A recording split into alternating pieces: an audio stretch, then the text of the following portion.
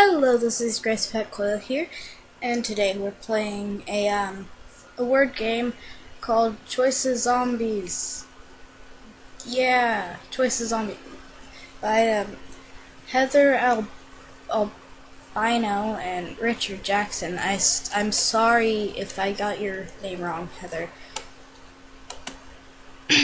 So, I've played a little bit of this game, and may I just warn you, this game is very gory, and it does have curse words in it, such as that one.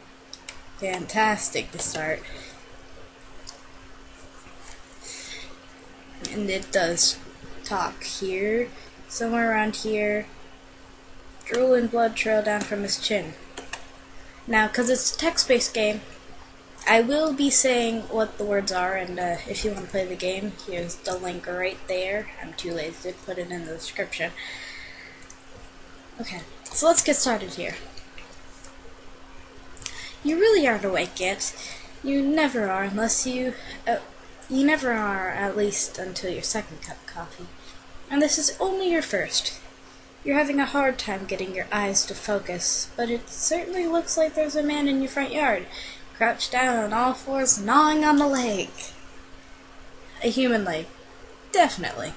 It's still wearing a sneaker and a sock. The man gnawing on the human leg suddenly stops chewing, as though some sounds disturb him. He slowly looks up from his meal. His eyes don't blink. I cannot read or talk today. And this seems to be his eyes don't blink, and they seem to be too large for his face. His mouth hangs open. Drool and blood trail down from his chin. You've heard about the outbreak in Millbury. It sounds like something from The Walking Dead. Either way. Wait, is that one town? I think it is. I think Millbury is that one town. The one town with the governor. That's his, actual name that they've said in the whole name. Not this. Never mind. You've heard about the outbreak in Millbury, of course. You just haven't thought it was as serious as the 11 o'clock news made it out to be. They get all hysterical. I know, it doesn't say all, right there. It doesn't say all, but I'm saying all. They get hysterical about everything. A couple of inches is known as the snow apocalypse. You can't really be blamed for putting their zombie apocalypse warning in the same category. Boy cried wolf, right? But it seems the newscasters were at least a little bit right, because there's a zombie chewing down on a human leg in your front yard. Shit. Yes, I will be cursing in this. And then just then you catch a glimpse of movement out of the corner of your eye, and you hear at least 20 more zombies come staggering around the bend in the road. They are covering ground pretty steadily, faster than you would have thought. The zombie with the leg sees them coming. He raises from his crouch. What did I say? Crotch, for crying out loud. He raised from his crouch, teeth-baring, leg in hand. Some of the zombies herd towards him. Herd? Is that the right word? Maybe a flock. A decomposition of zombies? An infestation, perhaps? Anyway. By the way, it's not a herd, it's a horde. A horde of zombies. That's what it's called. They start a messy tug-of-war with the leg, mostly using teeth. The others look around for different prey. One goes for a squirrel. Some seem to be enjoying your front window, though you're standing far enough back that you don't think they can actually see you. Still, this really is not good. Your house is on one floor, and the news footage made it pretty clear that zombies can break through glass without trouble, zombifying some humans and eating others. And it seems they've already started doing just that in your neighborhood. Because those two zombies that because those two zombies, they have glass. There have. It says there. They have. I'm gonna say they. They have glass shards sticking out of their face. And you recognize one of them. That annoying woman who always cuts in line at the coffee shop. And she is moving towards her window. So are about 5 others. You obviously can't stay in your house. What are you gonna do? So this is really where it becomes a game.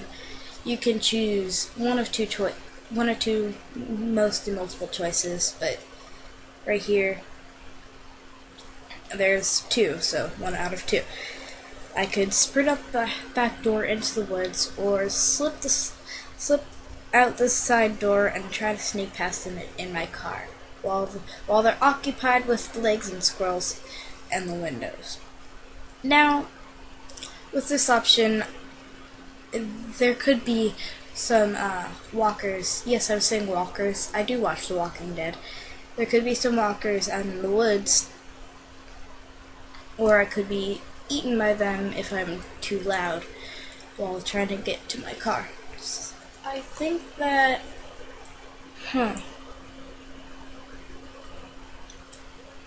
With the car I could get farther than just on foot, but I could find a car.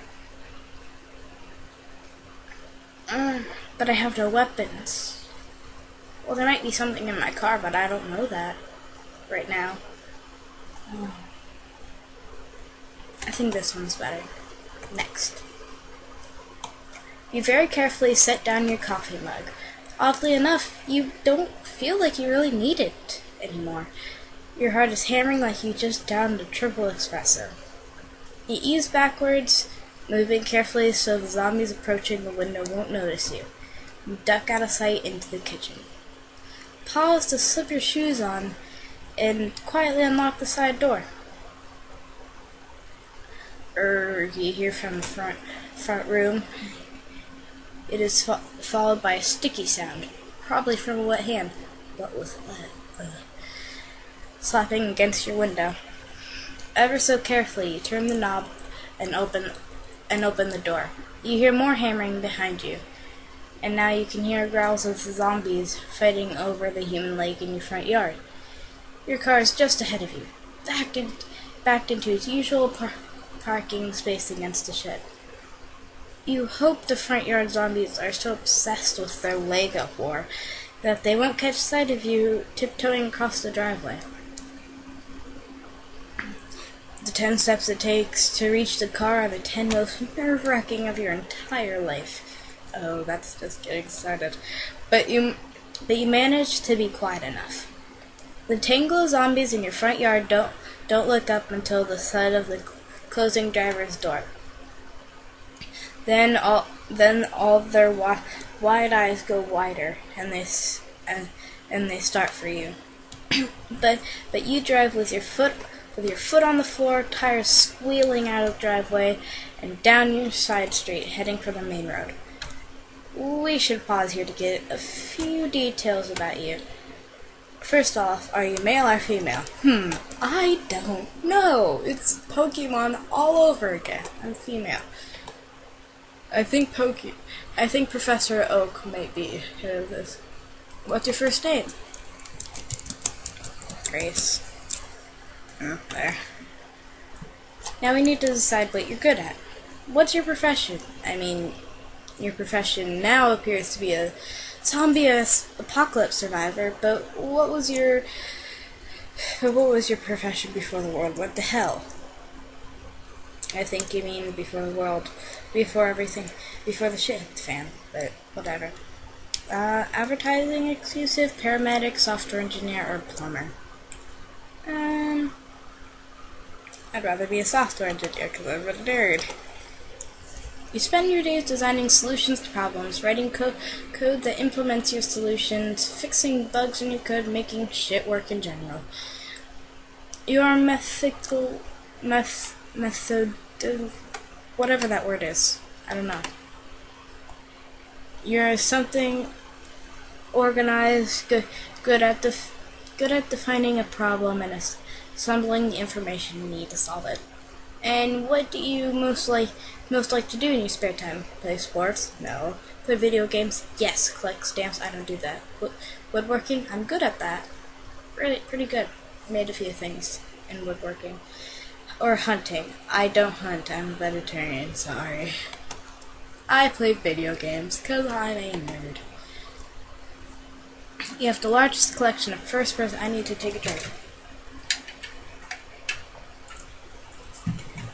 You have the largest collection of first-person shooter games known to mankind. Your ex used to complain about all the time you spent in front of the screen. Yeah, right. I'm good at shooting things, particularly zombies. Oh, fantastic. This is good because the scene in your front yard looked a whole lot like one of your games.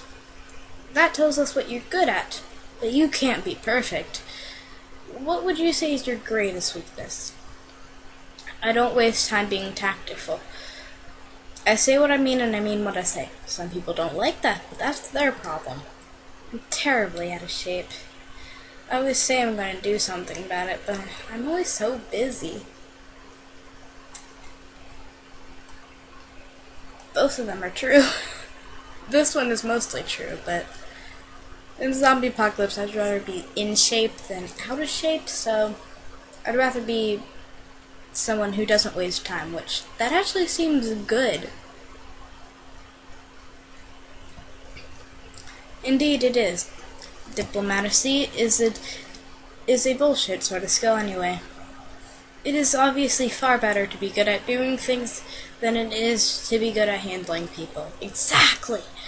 After all, there is no chance you'll need to persuade other people to do things for you under the certain circumstances. Let's move on. Right then, now we know who you are, we'll return to the flight from the zombies already in progress. The tires of your little Hyundai Civic. I hate Honda. I'm saying Hyundai. Hyundai Civic squeal as you shoot down your street, heading for the main drag through town. You try not to look too hard at the scenes playing out on your neighbors' lawns. Some zombies are clustered around first floor windows. A matter of factly marching through stubbornly and glass to get at the tasty humans inside. Others cluster around tasty humans already dragged outside. A few chase your car for a while, but soon give up in favor of pursuing the sounds or movements that signal easier prey. You really try not to look, but you can't help notice that particularly eaten humans, partially eaten humans rise from the grass within a few moments of becoming partially eaten and join the throng. Is that even a word? I guess it is. The throng of hungry zombies. Only if the hungry zombies have ripped their meals into pieces in the progress of dining does the human appear to stay dead. The main street of town is even worse. Zombies punching through glass windows of the pharmacy. Go in there, get some medical well, I guess if there's zombies there. Brain. Logic. Zombies dragging screaming people out of the Zombies dragging screaming people out of the coffee shop. Zombies pouring out of the pizza parlor. You don't think that's tomato sauce on their faces. You don't say. You keep driving. You're almost at the town limits. There aren't many buildings lining the street now. Mostly woods and fields. You're getting into farming territory. Sometimes you see a car abandoned on the side of the road, but you don't see any people. There aren't many people out here, which you hope means fewer zombies. Except there are 3 of them, right there in front of you. On the left side of the road is a large oak tree. I mean a really large tree. It's locally famous. The base is something like 20 feet around. 3 zombies are pressed up against the base, looking up at the branches like dogs who have just treed a squirrel. Which is an apt comparison, because you realize a moment later, high up in the branches, is a little kid. A girl, maybe 9 or 10. As you come closer, you see one of the zombies is jumping, and another is trying to crawl up the tree trunk. The third seems to be experimenting with all the moving parts necessary to actually climb the tree, but hasn't worked them out yet. Still, it's very likely that only a matter of time. You see the kid's face clearly now. She looks terrified, and her mouth is open as though she is screaming for help. She's looking at you. Are you going to stop and help her? Yes, of course. Sure, I'll stop. I want to try my hand at killing zombies. If I can rescue the kid too, that would also be fine, but it isn't a priority. No, there's nothing I can do. I'd rather stop. Indeed, you probably should not share that attitude with too many people, but at least you might save the kid as a side effect. Right, so, you're here to cure zombies. What's your plan? You slow down as you approach the tree. I'm moving my computer, considering your options. You could stop the car and fight the zombies. If you stop the car some distance away, you might be able to fight them one at a time. You have a shovel in your trunk. Ooh, a weapon! Yes! Because this past winter you actually did have a lot of snow apocalypses. And in your part of the county, it's only sense to carry a shovel with you. You're glad now that you've been too lazy about putting it back in the shed. You could try to run the zombies over with the car. They'd have to move away from the tree first, though, because crashing the car into a tree wouldn't exactly be the desired outcome. Or, well, the Civic has a sunroof, and the kid is a little kid. You'd think you could drive close enough to the tree that the kid could jump through the sunroof, or at least jump into the roof and then lower himself through the sunroof. You think you could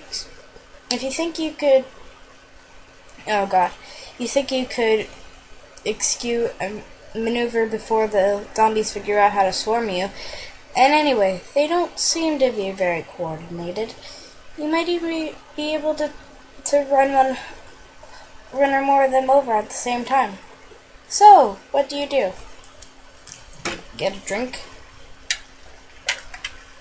stop the car, get out and fight the zombies with my shovel, which could result in me dying, beep the horn and get the zombies' attention, then run them over when they come to investigate, but that might not work. Open the sunroof, then drive the car close enough so the kid can drop down. The kid could splat on the roof, break a leg or something, and the zombies could still crawl in the sunroof. And there could be like a giant pit there, so I think the first option is best. You slow down gradually, coming to a stop 20 feet away from the tree. You leave the car in neutral, because you're not that stupid, and reach for the lever at your feet that pops the trunk. You had hoped that you'd be able to avoid notice until you had your hands on the shovel, but really, that was a losing cause. That was a lost cause. A stopped car is more than large enough to attract zombie attention. 2 of the zombies look over at you as soon as you slow down. Then they look back up. The kid must still seem like easier prey. You reach for the latch that opens the trunk and pull it up very gently. It opens with a loud pop. And one zombie looks over, let go of the tree, and starts for you in a business-like manner. You get out of the car as fast as you can and run for the trunk. The zombie is striding like a man heading for an important business meeting to which he cannot afford to be late. You can practically feel his non-existent breath on the back of your neck as you close your hands over the wooden handle of the shovel and swing it around. The business end of the shovel connects directly with his face, and he reels back as though the blow hurts, or more likely as though it knocked him off balance. You follow up your advantage immediately, and your second blow sends him to the ground. Remembering the zombies rising from the yards in your neighborhood, you beat the thing with your shovel until its head is a messy pulp. Then you crouch beside it and vomit the entire contents of your stomach. Oh, so pleasant. When you look up, the other two zombies are standing over you, apparently just waiting for you to finish before they dig in. You close your hands over the shovel again and... what do you do? Hit first one zombie, then the other. I'm sure I could take them both. Or run like hell. I'd rather kill them and save the kid. Well, actually just kill them, because running would just attract more. I'm not really quite aware of saving the kid as such a big thing, because me or no one, basically. And a move even smoother and more coordinated than you thought you were ever capable of. Yes, I'm adding words and removing words. I say it like I want. You jab the shovel into the female zombie as you jump to your feet. She falls back, and you twist away from the second male. Using your shovel as a blocking staff. You saw it in a Robin Hood movie once. I've never seen a Robin Hood movie, actually, so I wouldn't know. You managed to keep both of the zombies off balance long enough to hit the first one, then the other in the skull.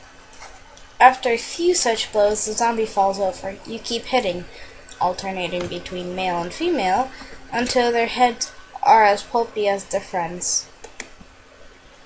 Wow, the kid says once she is safely in the car beside you. 3 at once?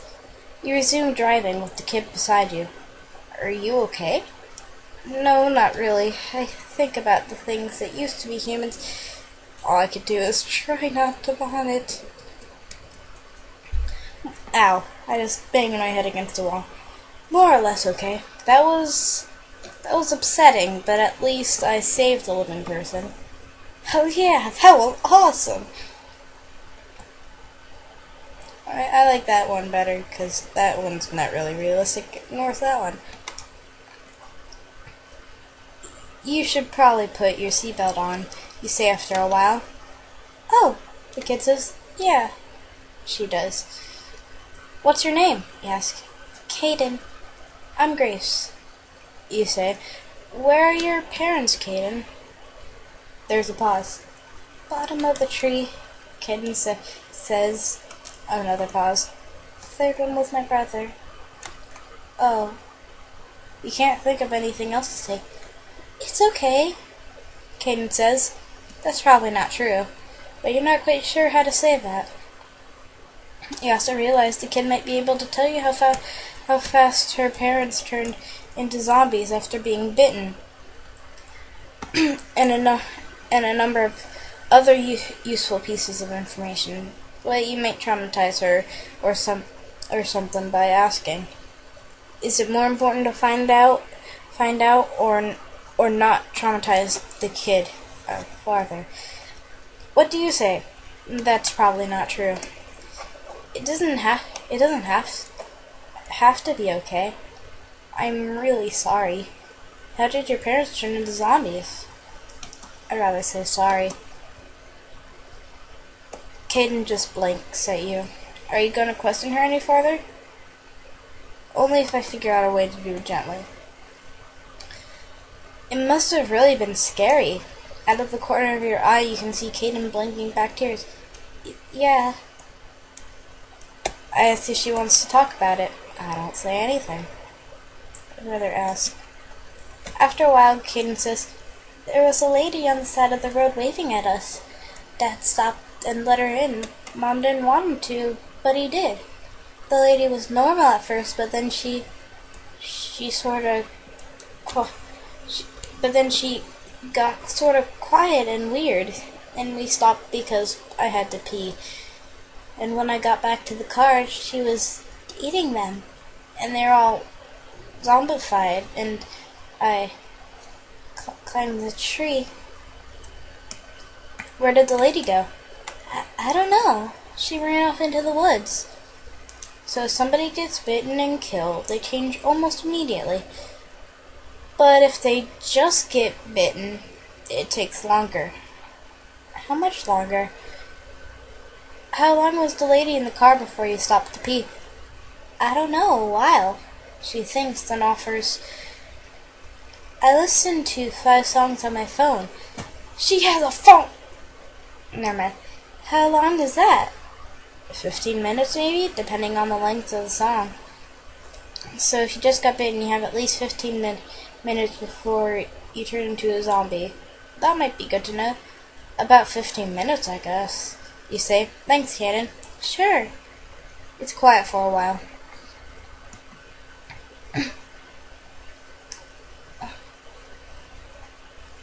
Oh, wait, I have to get some more, iced tea. I'll be back. Okay, and I'm back. By the way, it's Lipton iced tea. That stuff that, in like the powdery form that you add to water. I add like, for the ones for the entire pitcher, I usually add like a pint and a half. If it does say a pint. I've never actually had the smaller ones for just one bottle. Never mind. So, Caden says, where are we going? That's a very good question. In search of ideas, you switched on the radio. We have Sorry if you find this offensive. I'm just gonna do it anyway. We have upgraded the zombie watch to zombie warning for the following counties, the radio says, and then the announcer rattles off a long list. The announcer seems pretty rattled herself. I repeat, this is a serious and life-threatening situation. If you are in this area, you are in the path of zombie apocalypse and should take shelter immediately. Zombies can break through glass and can climb stairs, so we are advising all residents to leave their homes while they still can. Groups of survivors have been forming at various locations throughout the state. Within the last hour, we have heard from the groups at Maple Valley Mall, Cedar Junction Correctional Facility, and First Church of Fulton. So we can confirm that those are still viable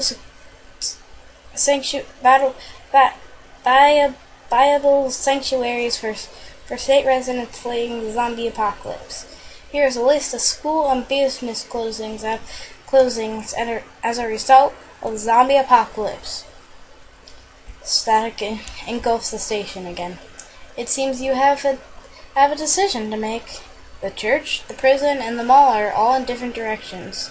The church is about half as far away as the other 2 sanctuaries. Which one will you head for? Mall, the prison, or the church? Well, the mall has lots of glass, so that's not very smart. The prison has lots of walls, but it can both protect if you get in alone without any walkers, or it could be a death trap if there are some inside. And then the church, I don't know what's really the point. I mean, there's not going to be any weapons there like there would be in a prison or a mall. Plus some windows, but those are higher up. The doors open easy unless you lock it. I think a prison would be smarter. The prison it is. You probably couldn't be safer. Actually, yes, you could. Underground. You head for the road that will take you to the prison. We're heading for the prison, you tell Caden. You got a ways to drive through the country before you can pick pick up on a pick up a main road, though. At least it's peaceful. No zombies, just farmland. Old New England at its finest. Wait, we're in New England? Huh.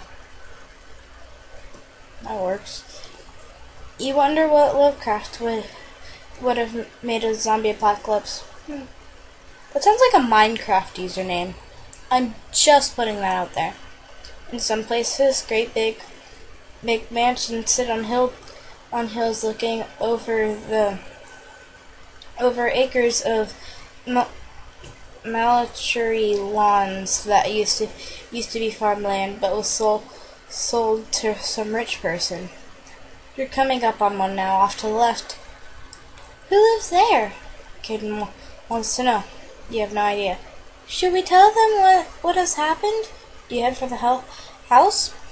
No, can't risk it. They could have already turned, and I need to put my own safety first. Yes, to warn them. Yes, maybe I could leave Caden with them. Yes, that house looks defensible. I like that one. Next. An enormous driveway sweeps up the hill, past a lawn that looks like a golf course, and around some artistically shaped shrubberies, and finally to a front door flanked by statues of stone lions. You hesitate. Engine idling, wonder how best to approach. What if there are zombies inside? I leave the car, take this snowpocalypse shovel from the trunk, and go ring the bell. But I keep the car running. I honk the horn. To hell with this. I leave. I think I honked the horn. No, because that could... This one is better, because this could bring some walkers. Yes, I'm still saying walkers. The bell doesn't go ding-dong like any normal doorbell does. Instead, you can hear chimes tolling inside. Ding-dong, ding-dong, ding-dong, ding-dong, ding-dong, ding-dong, ding-dong. Like bells on a church tower. Wow, there's a pretty impressive level of pretension going on here. Takes several nerve-wracking minutes before anyone answers. You just about decided to give this up as both useless and unsafe when the door suddenly jerks open by the healthiest-looking 50-year-old woman you've ever seen. Her short gray hair is standing all on end, and she is wearing a silk bathrobe and an irritated expression. She does not look like a zombie. What the hell do you want? She demands. There's a horde of zombies on the loose. You say, I stopped to warn you. Shortly thereafter, you and Caden are installed at a breakfast nook table, so spotless you're sure it can't be used very much. The entire house, in fact, looks so spotless it can't be used very much. The woman in the bathrobe lives here alone. She's a surgeon, and as it turns out, works in the hospital one city over. Her name is Michelle. Maybe I should change her voice. She frowns as you describe your morning. It's the first she's heard of the zombie horde nearby.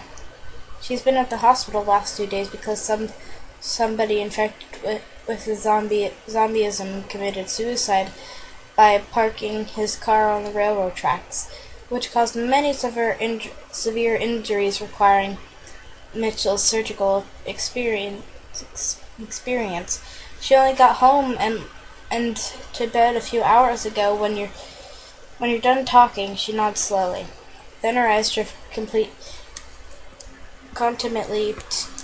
contemptibly to the wall overhead as she thinks. What are you gonna say? Look, I'm going to the prison, but I think it'd be better if I left Caden with you. A doctor would be able to take care of the child. I was thinking of going to prison, but when I saw your house, I thought maybe it would be better to try and defend a place like this. I'm heading for the prison. You should come too.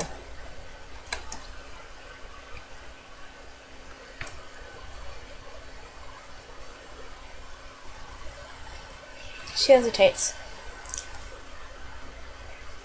I was think. I was think. No wait. I don't know what voice to give her because she was nice to let us eat breakfast. I was thinking of maybe a bit of an Irish accent.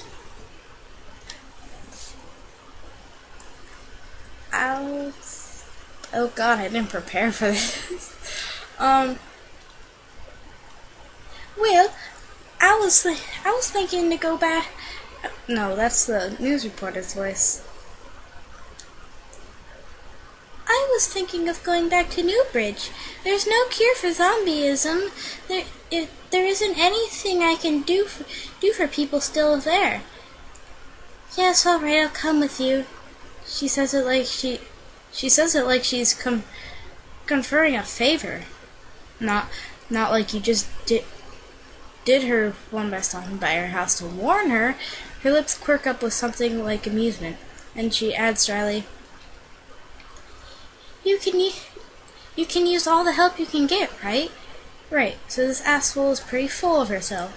How are you gonna hand her? Snap back. Flatter ego. Ignore the tone. I'd rather ignore the tone of voice, because I can get really rude. Yes, it would be a really big help to have a doctor along. I'd appreciate it. Michelle nods. Let me just get dressed and pack some medical supplies. It doesn't take Michelle long to get ready. It's not like I work out of my house, she says when she sees her eyeing her very small box of medical supplies. Some are better than none, right? So what is it? You're driving? She looks out the window and makes a face at the little Civic. We'd better take my car. It's an off-road vehicle. Wait, sorry, she's still talking. It's an off-road vehicle. I like to go hiking in out of the places when I'm not working. And we might have to drive off-road before this is all over. What do you say? She's right. It'd be better to have an off-road vehicle. She's wrong. Off-road capability might be useful, but running out of gas will get us killed, and the Civic is more fuel efficient. I don't care strongly either way, but I agree with it for the sake of building relationship. She's probably right, but I resent her tone of voice. So I argue. I think this one's better, although I don't really like her tone of voice. Sure, that makes sense. You pack up her big-ass Jeep. Wait, I'm not going to say that again. And head out. She insists of driving, of course.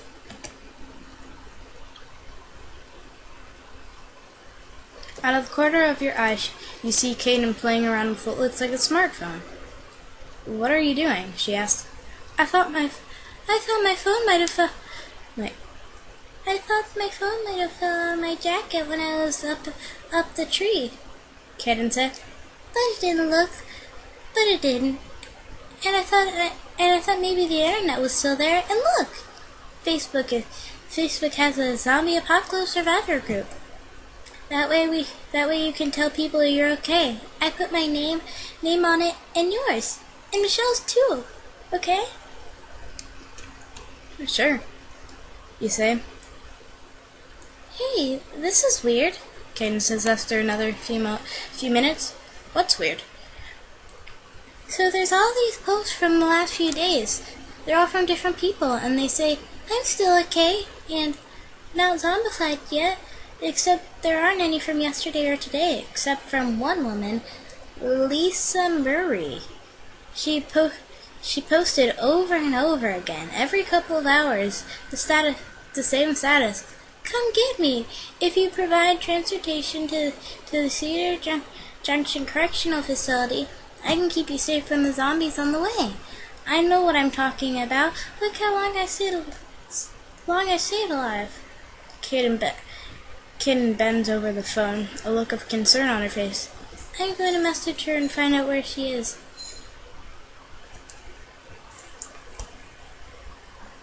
Oh, wait. Okay, no. So.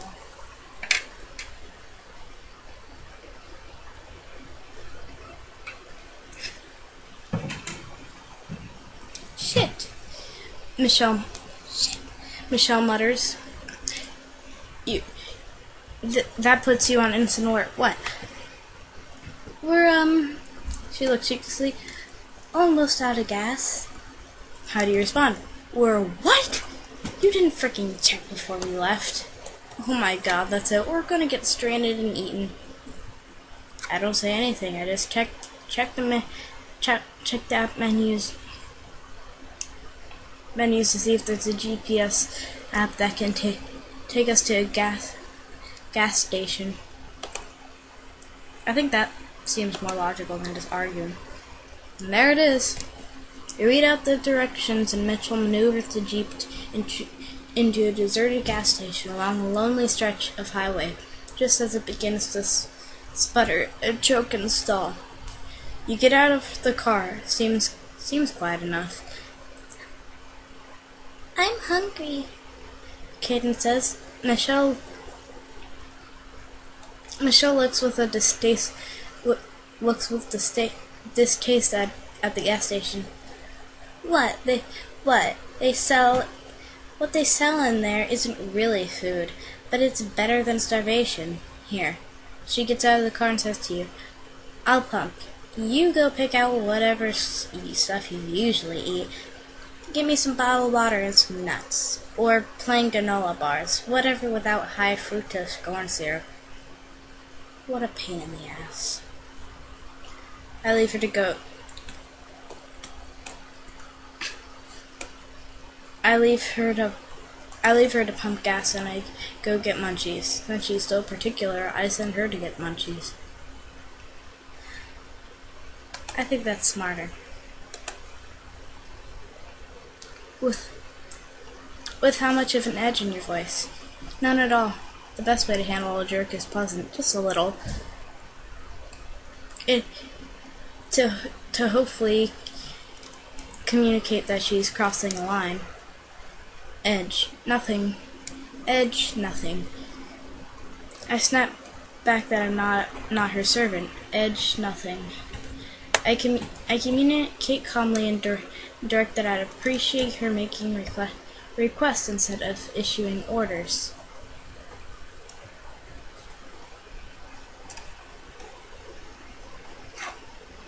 Just a little.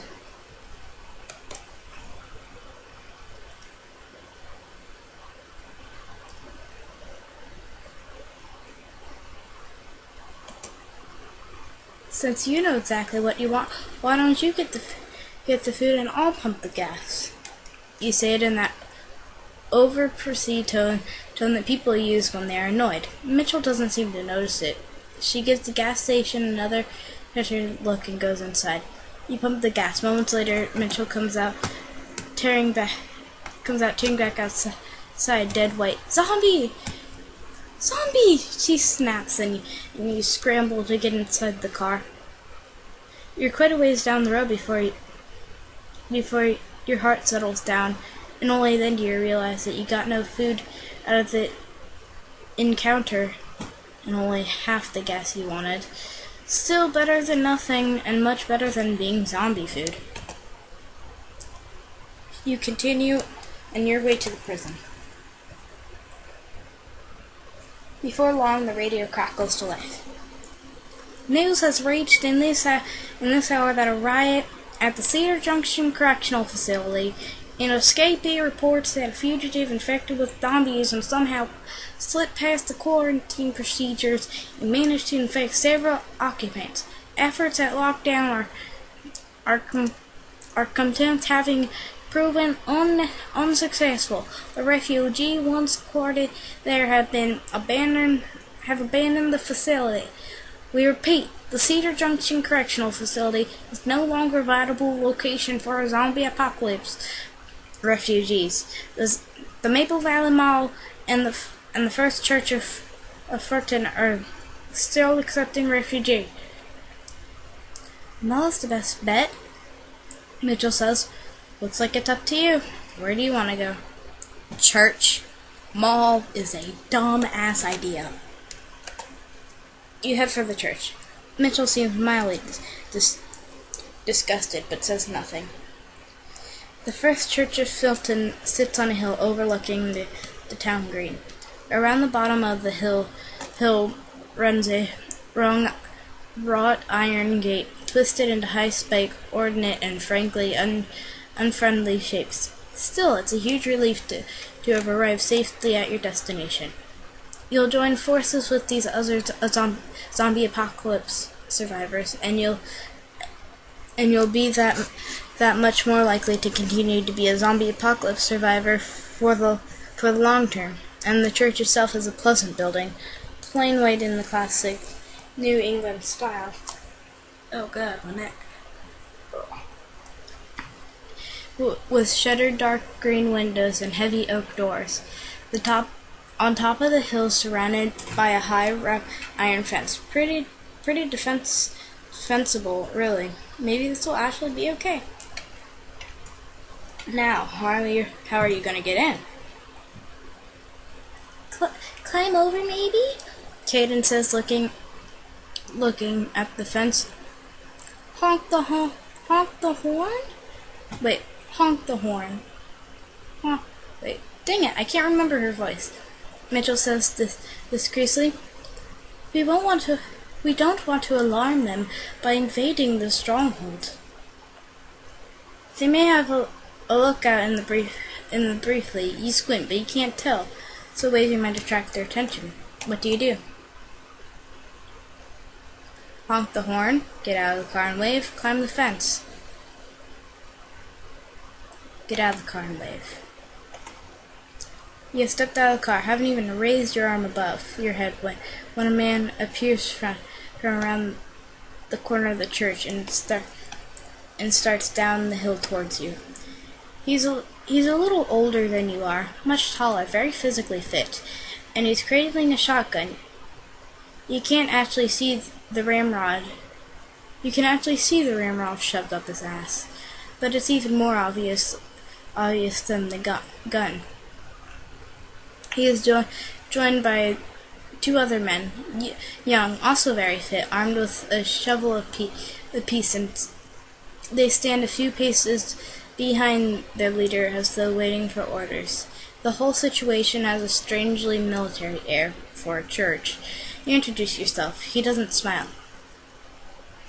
Luke, he says. He indicates the two behind him without actually looking at them.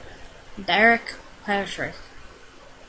Derek and Patrick nod to you. Luke looks past you into the car. He performs to introduce. You'll need to observe a brief quarantine period for everyone's safety. We've been driving for 3 hours coming here, Mitchell says. I think if anyone was going to turn, they would have by now, right? Correct, Luke said. Incubation period is 1 hour. In the case. Alright, Derek, open the gate. Derek gets to get up, and do you bring the car inside or leave it where it is?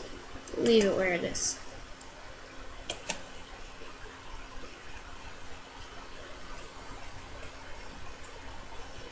You follow Luke up the drive.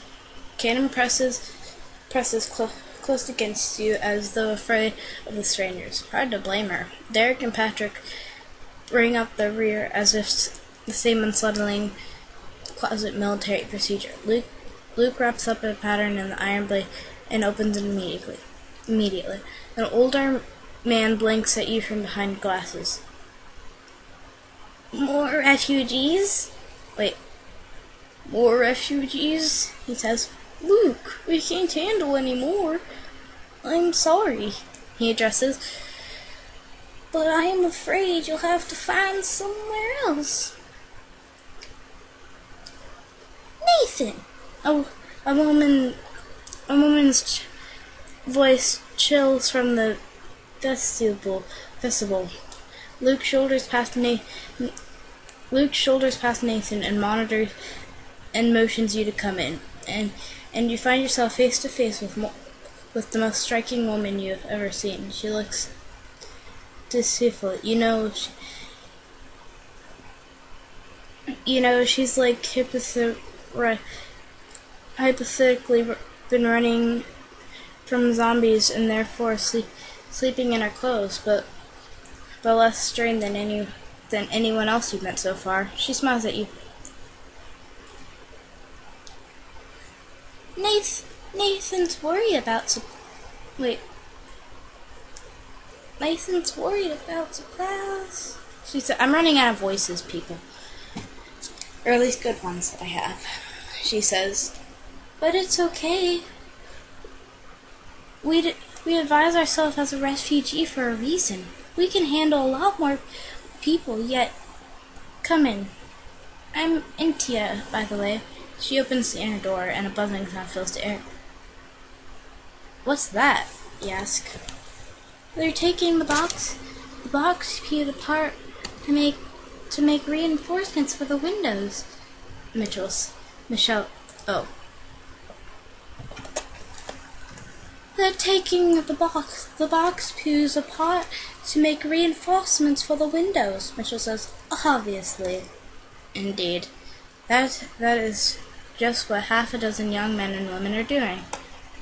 On the other side of the church is a perishable hall is a comparable buzz of activity as a different team of people can fruit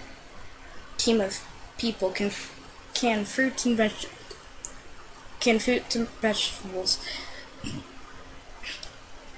We cleaned out the Whole Foods. We cleaned out the Whole Foods. Jeez, fantastic grammar. Unless she's talking about the store Whole Foods, in which case then it would be, but Antia says proudly, luckily Lauren knows how to can. How's can? Lauren turns out to be Nathan's wife. Like Nathan, she is very pleasant, particularly to Caden. She has a grandson Caden's age, she says. She hopes he's okay, but they haven't been able to reach their daughter yet. Come and gather. I don't know who that is, whether boy or girl. Come and gather yourselves so you can eat the flesh of kings. A voice says at your elbow.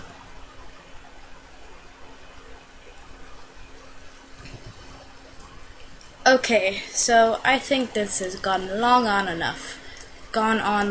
I don't know exactly how long. I can take a drink, don't mind me. But I think here would be a good time to stop. So, thank you for watching and see you in the next video.